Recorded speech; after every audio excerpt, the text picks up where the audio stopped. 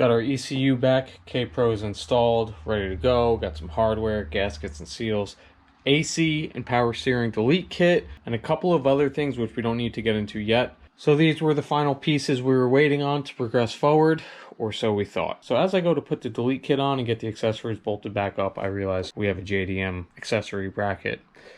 Everything bolts on in this direction, whereas the US market, the bolts are facing the other way. So we've got to get a US bracket since that's what all the aftermarket parts seem to utilize. So just another one of many setbacks, but I guess in the meantime we'll go pick up the car and bring it home. Oh, that's right, you guys still think it's going in here. Yeah, nah. We got a train to catch.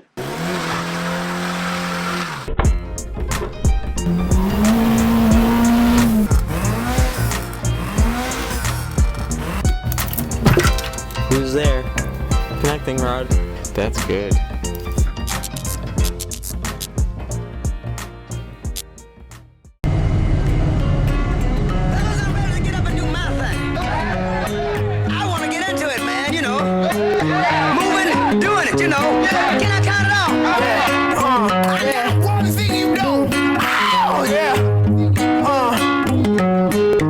That has been like your daily, my daily, you know, at the time. I must be around a year and a half.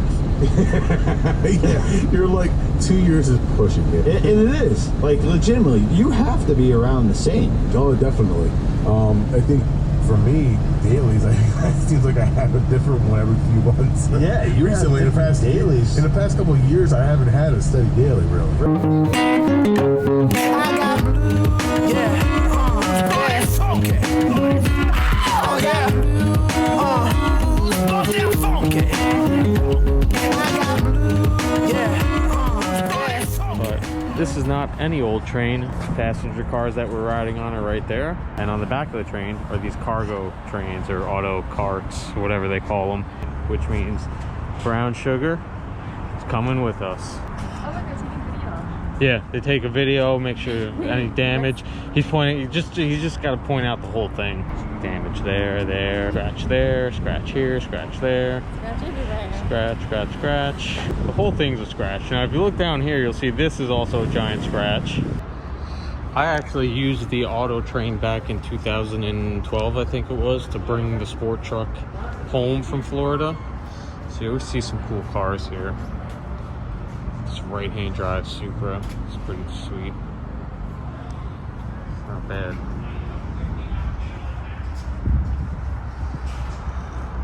When I bought the sport truck, I was asking the seller down in Florida, oh, will it make the drive back to New York?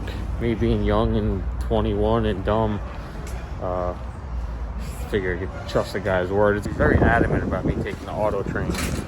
He really kept trying to sell it on me, and it was cool. I was glad I took it, but by the time I got home and started working on the truck and realized how badly the truck was hurting, I realized it would have caught on fire or a wheel would have fallen off before it made it all the way back home from Florida to New York. So yeah, this train itself is massive, both in length and height. Everything about it is just massive. And it's kind of hard to show you the length. I'll actually use someone else's video and link their channels in the description below so you can go watch their videos and they get credit for their footage.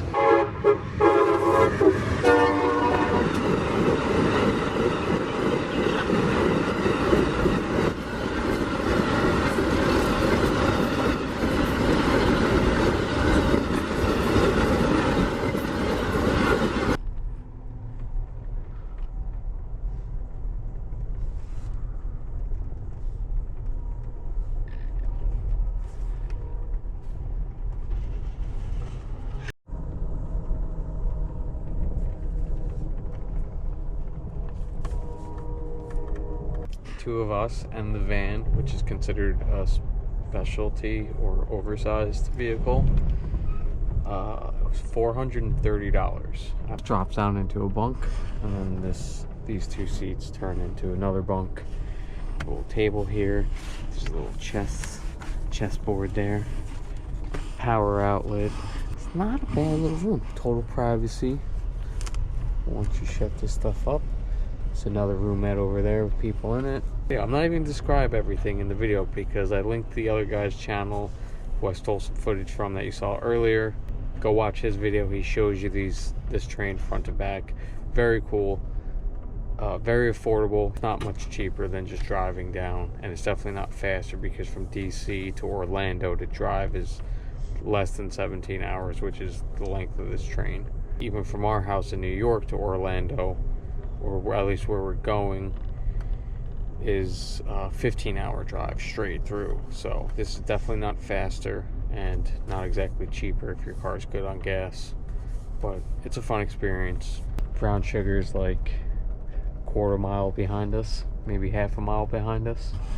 They said that there's 173 cars on board and 300 and something people, so that's just crazy alone, that, you know, how many people are traveling on this thing. 2 engines make each like 4,000 horsepower, they said. That's a lot of rabbits. That's a lot of rabbit engines. A lot of Beetle engines too. Let's see. Your average 1.6 non-turbo diesel boat anchor makes about, let's be generous and say 50 wheel horsepower. And they said it was like 4,300 horsepower. It's like 86 non-turbo diesel rabbits each. So we got 172 non-turbo diesel rabbit engines pulling this bad boy right now. Sorry, I don't mean to nerd out and include so much footage of this stupid train, but I feel like half the time when people hear about how I brought the sport truck home on this train, they just sit there all puzzled, looking like not understanding or ever hearing about the auto train. So it's very cool. You guys need to check it out. And I think that about wraps it up for the auto train segment of this video. So I mentioned it briefly in the last video, or no, not the last video. I mentioned it briefly in the last K-swap video update thing, but S&P Auto is helping us with the radiator and probably a few other aspects. Anything I could have him help with. It's not like he's sending me stuff for free, but anything that I could get him to help me with, I'd rather support him. I don't want you guys thinking like, oh yeah, everybody else is paying for this build now. Definitely not the case.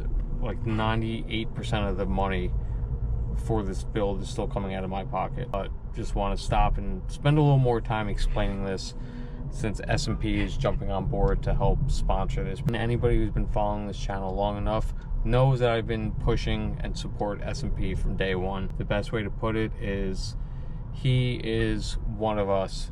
He's always got his finger on the pulse. He's always involved with the community. He's a Mark 1 enthusiast himself, inside and out. So big shout out to S&P for jumping in and joining in on this adventure. We got the sunset.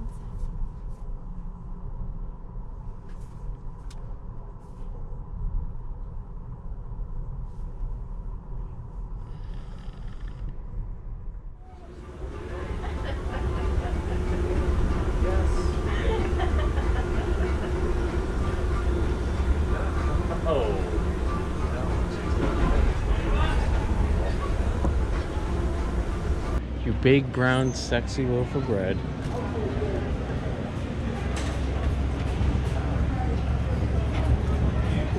And Brown Sugar is in Florida. We're back in action. We're gonna go fuck off in Daytona Beach for a day, go see my little sister. And we'll catch back up with you guys tomorrow, but for you guys, it's literally right now. Look at all these shit boxes. God damn. Woo-wee.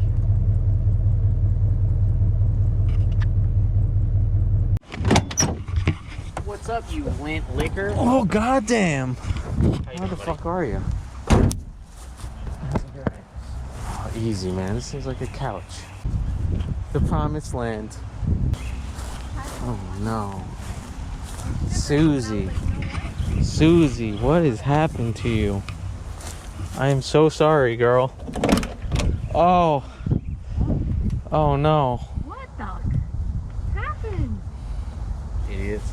Ain't it? Susie. Susie, no. What did you sell it The guy I sold, He sold it the to guy sold it to is great. He's got slammed, boss. That was a good guy. That was like a really good home to go to. But then he sold it to a. Oh. That might have been where the water came in. That wasn't that bad when I had it. That's like Florida. It rains a lot down here, right? Florida is really hard on cars. Yeah. This is... Okay. Yeah, that wasn't that like that. You know, it had like this, like the patina shit. Well, but then it seemed like once it got patina down turns here, into rot really quick. Usually. damn, Susie, I'm sorry, girl. Yeah. It'll be back together. Yeah. Florida's hard on shit, man. Wow. Everybody thinks, like, oh, you're lucky you live in Florida. The cars are going to be great. Dude, the cars down here suck cock. They're terrible. When Frankie bought this, Frankie's house is from me to the green truck away from the ocean. Oh, that's, yeah. You- So I sold it to Frankie. Frankie sold it to some kid who drove it, probably ran it out of oil because it did burn some oil. Smokes real bad. I'm going to restore it. Yeah. Frankie, I want my money back. And Frankie was just like, suck my cock. It's Like a month later, right? Yeah. Yeah, so I bet you a month later of it drive, not checking the oil, ran it low on oil, Smoked a valve seal or something, whatever. and then Frankie was just like, no, that's not how any of this works. So the kid was like, all right, then I'm going to go all in. I'm going to swap this thing. So then all of a sudden it posted up for sale down here for $500. And this, yeah, $500. And this guy, Meeker Randall, that I deal with a lot, he's like, check what I just bought. Why didn't you buy it? And I was like, I didn't buy it because I know it. He was like, what do you mean? It's a good little car. And I was just like, yeah, sure, but I don't buy cars that I know. First things first. I'm never going to be able to build this and make it mine. And it's just not for me, man. No. All you. He's like, cool, you want to put a motor in it? And I was just like, I guess, sure. He's like, it's fairly complete. And then he dropped it off. And I was like, what part of complete is this? yeah, It's like completely incomplete fucked. part. Completely yeah, that's sad. shot. Like, Well, to him, who he's never seen the car what it was before. right. I mean, to him, yeah, it's kind of a complete solid car, minus the interior being totally He's ripped out got now. all the interior for it. Okay. But I mean, there's not a ton. There's not much to them. You know, it's an early car. But yeah, like, why would the kid rip the seats out and stuff if it needs a motor? Whatever. yeah. The guy Randall Meeker that bought it has like 17,000 mile cabriolet motor that's hooked up to an auto trans, whatever. He's like, I just want to swap that shit in, keep the 5-speed, whatever. Down here at Clint McMillan's house, a lot of these are customer cars. All right, guys, this is the rabbit we're gonna ruin. The overhyped, overloved swallowtails.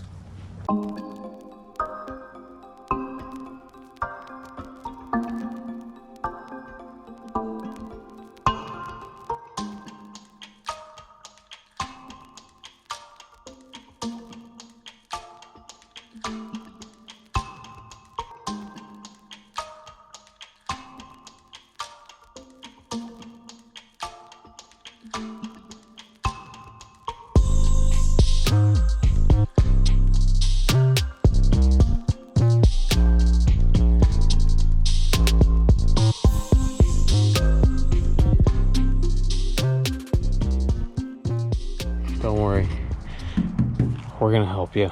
I can't wait to just ruin it. This thing's nice. I know. You're just like, and you can't cut the hood. No, I don't think so. If I'm gonna cut the hood, it's gonna be another hood. I'm not gonna cut that one. Because that hood is the whole story of the car. Yeah. We're gonna do a whole video about how these early cars suck ass. Because They when I do. bought the 78, I loved it, but then still at the end of the day, it's like this is not a this isn't Even- comfortable like a late Westie. Even the 78 is so much miles better than this. But still sucks. Yeah. In terms of like comfort. There's no armrests, or the armrest on there's armrests. tiny. This is 75. What's the story of that? You want to know? Yeah. Should we not know? Yeah, you have to tell I us. can't tell you on video. So these are all rumors at the end of the day. This is all he said, she said stuff. We're not saying any of this is fact. So this is just a disclaimer. Take it all with a grain of salt. Most of it's probably bullshit anyways. The guy bought it brand new. And I have a Polaroid of him brand new holding the key with his wife in front of the car. back in 75. The thing's in 03 of 75, so it's like one of the earliest 4-doors around. He bought it brand new at whatever dealership in New Jersey or Pennsylvania. I think it was Pennsylvania, whatever. He buys it in 75. In 84, he gets indicted for murdering his wife. Can I include that part in the video? I wouldn't. You can do whatever you want. Right. Murders his wife, and it sits on the estate for a long time. Cool. So, the car, everybody knew about the car in Pennsylvania. Like, I mean, Becker knew about the car. Everybody over there knew about the car, but nobody could obtain the car. At some point, the car went up for sale for $500, and bought it immediately for $500, and they took it home, and I don't know if one story is melting into another or whatever, but ended up with a box filled with voice recordings, you know, those little tiny, like 80s, 90s voice recording tape things. All of the conversations this dude's wife was having about how she didn't feel safe with him anymore, she wanted to leave, whatever, and Polaroids and Polaroids and Polaroids on end of and what? Not the same woman. Over. We don't know how or what. Somebody broke in and vandalized the car. They spray painted the "Help Me" on the hood. They stole the grill out of it, and they stole the badges off of it. But the rest of the car was fine. Nobody took really Luckily, nobody anything weren't that mattered. blasting holes in the roof or something. But I mean, it's a great car. I put a lot of love and effort into it, and I found a good early crack-free dash for it. Yeah, because you bought this with the plans to make it your own and keep it. I love this car. But we have a 4-door. I don't need doubles of everything. I want to expand. I'm just really glad you did the floors and stuff. Oh, like, yeah, they're good. The floors were totally gone on this car. I painted them. I painted the insides all orange and shit again. So look at that. Look at that. Beautiful. That bitch was MIA. Sweet. I'm a sucker for interiors. You guys have heard me say it before. Interior is half the battle, with especially with these early cars. You spend a lot of time looking for replacement stuff that matches. I mean, it's a 2-door carpet, so it's different on the corners. Yeah. Which, annoying, but... Black actually, carpets I think aren't this that... is a Sirocco carpet. I think I took this out of my Sirocco. Whatever. Same shit. It works. Different toilet. It works. But I do love this car. I absolutely love this car. Yeah, it's going to be like a sleeper more. Aside from obviously being plastered all over YouTube, it's going to be a sleeper. You're not going to see... Maybe I'll do like... I might do one of those old VTEC inside stickers on the back window. Just one like hint somewhere. Or even like a little VTEC rocker sticker or something. Yeah, that's TSX badge. Yeah. Whatever. I mean, I think... There's going to be like one hint of it having a Honda motor. Aside from that... That's what I like. I can't sit here and shit. Like, all in all, I mean... I am a Volkswagen guy. I am into the rabbits. I mean, you see my yard, you see my habits, my hobbies, whatever. But at the end of the day, I mean, I got Volvos with Mercedes diesels in it. I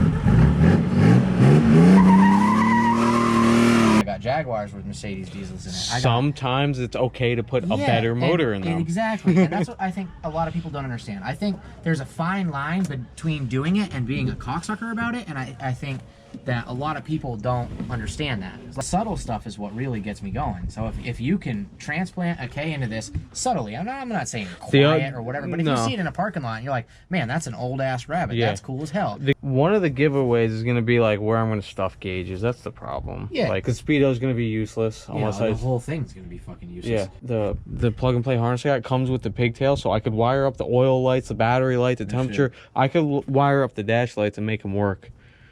But like, there's still no gauge. You know, I need a coolant gauge and stuff. So cool. Well, guys, we're gonna get to work. We gotta swap the suspension, get the bumper mounted up, and whatever other little stuff you might have to do. You're gonna run for bumpers on this in the long run. Don't you have? Have the orange. Yeah, those have to come with it. Right, yes. I think they are hideous, but they need to stay on the car. They've been on it since new.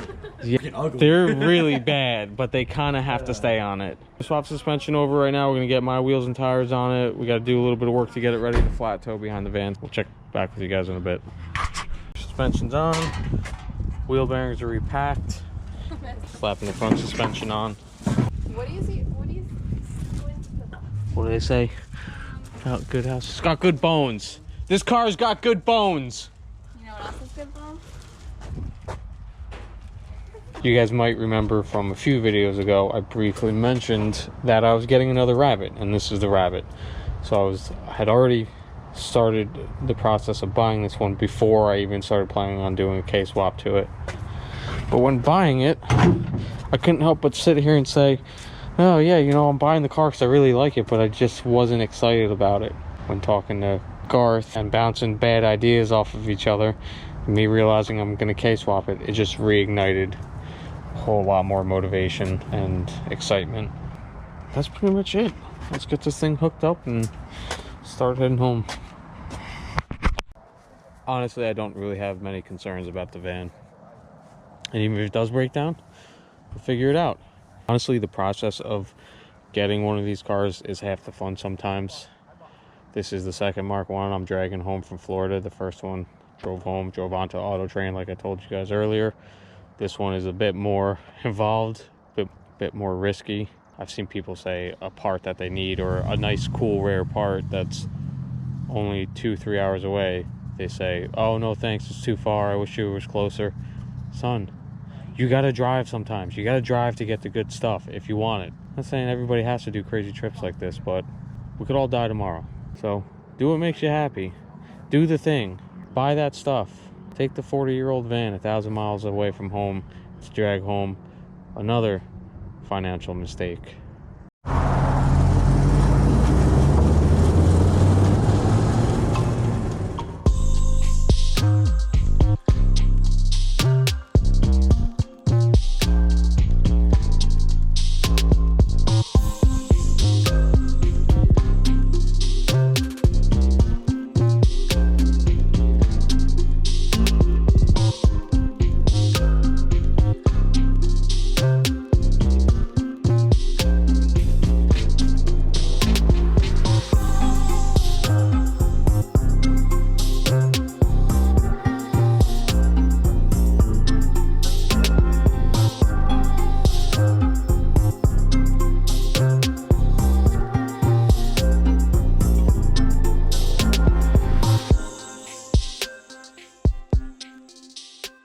Easter Sunday. We're in North Carolina. We crossed the border a few minutes ago. Left Clint's house last night like 8-9 o'clock. Drove till like 1:30 in the morning. Got like halfway through South Carolina. Had to pull into a rest stop and get a few hours of sleep. So we only got like 4 hours of sleep and back on the road. But stopped to get some coffee. Make sure everything's good on the rabbid. All the wheels are nice and cool, which means the wheel bearings and the brakes are moving freely. Got nothing binding up. Tires are all holding up nice. No crazy wear. We're in pretty good shape. I think we got like 600 miles left. Like about halfway. And a wild Joseph Nixon appears. Picking up some Rams for Jake Al Dente.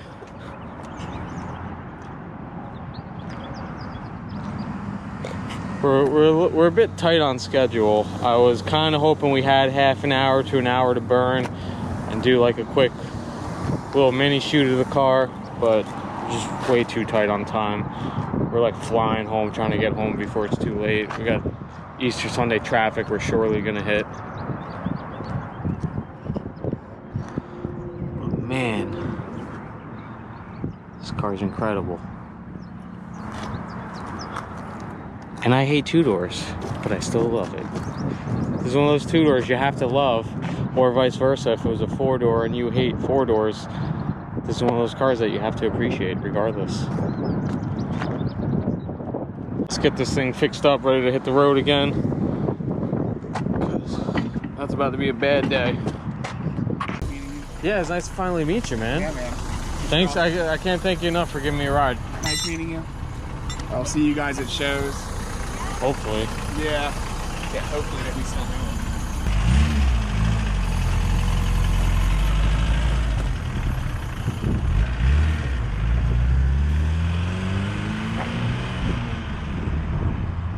it. What a gentleman.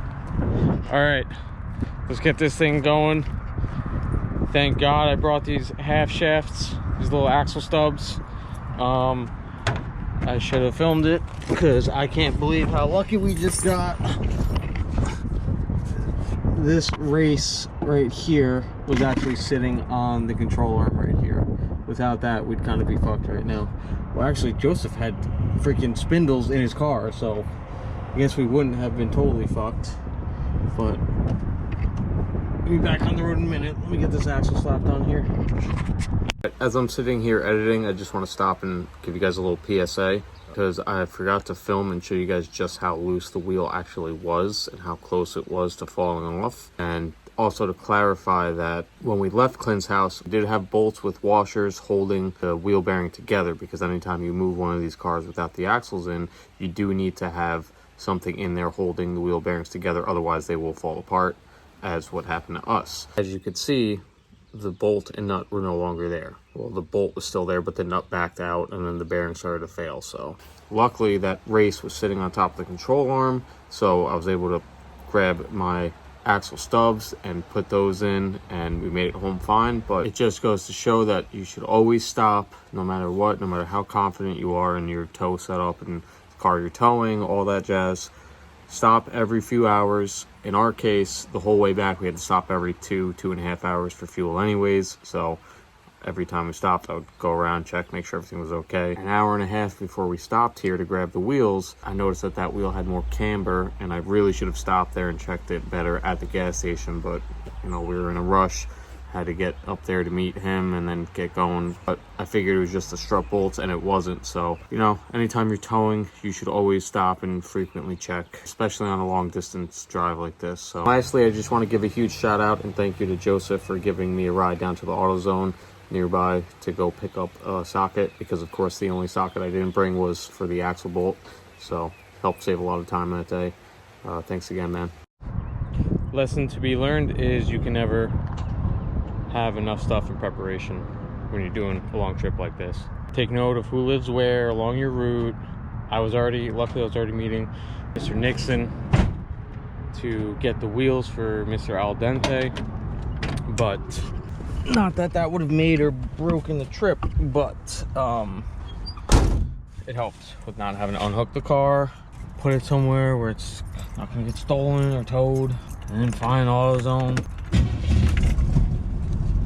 All right, cross your fingers, people.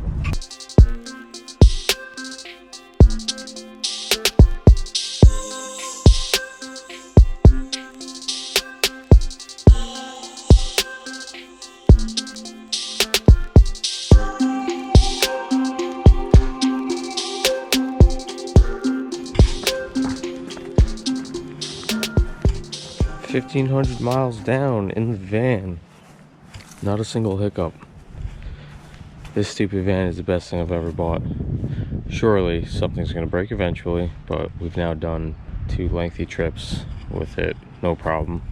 I wanted to get some drone footage of these two rolling down the road. I'm really trying to up the quality of the filming with the channel. As you guys saw with the last video, I feel like I made a big improvement, put some more effort. I mean, every video I make, the quality gets better. You just learn new things, you try out new stuff, you become more efficient at filming. I was really trying to do the same with this video and trying to get some more drone footage and some other, you know, eye candy shots, as I call them. Tow setup and just the adventure in general. But unfortunately, right from the start, the whole trip was kind of rushed. We left the house on time Thursday morning. We left the house 5 in the morning, right on time when I wanted to. Got down to the train on time. I wanted to get there right at 11 o'clock when they start boarding cars, start accepting people. Sure enough, right when we show up, they tell us the train is delayed by half an hour. Ended up being like 3 hours delayed. And not that that contributed to the rest of the trip feeling a bit rushed, but it just kind of set the tone for how everything else played out. We got back Sunday night, last night, at about 10, 11 o'clock. We did not have the time I hoped to spend a little more time filming this whole ordeal, but the rabbit's home. The Easter bunny has landed. Now we can actually finally start digging into the actual work, the meat and potatoes of the K-swap.